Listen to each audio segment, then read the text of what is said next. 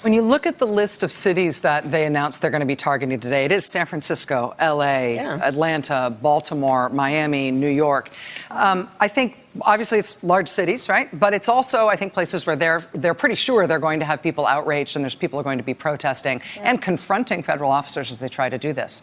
A lot of people have suggested, and I think I'm partial to this analysis, that the president may be picking fights around immigration and sort of displaying performative cruelty toward immigrants and immigrant communities because he thinks it helps him politically, because he thinks that it causes Democrats and liberals to stand up for immigrants, and that should be somehow alienating to the electorate in a broad sense that will help him get reelected in 2020. If that is what he is doing, what do you think the antidote is to that sort of thinking? Well, I am with you.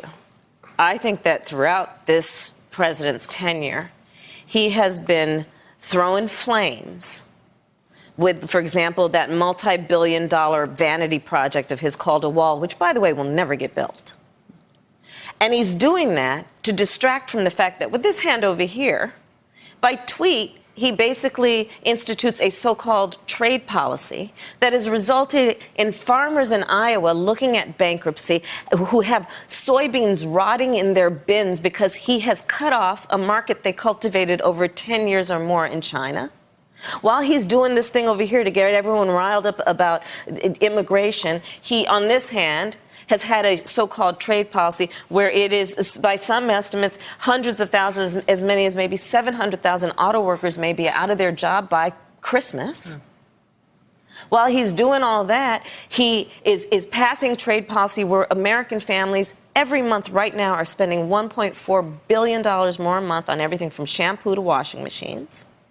He passes a tax bill that benefits the top 1% and the biggest corporations of this country, while he made this promise to help working people, but he has betrayed them. He said he was going to deal with infrastructure. There's no evidence of an infrastructure plan. So the guy has now got to start distracting people from the fact that he made all these promises that I believe he had no intention of fulfilling.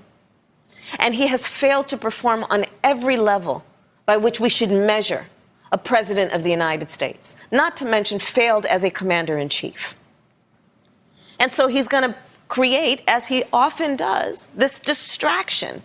I agree with you. And do these raids, which is a crime against humanity, and I believe in the way that he is coming about this and the way he has been handling the issue. When you got babies in cages, I went down after the debate in Miami. That next morning, I went down with many of my colleagues who are running.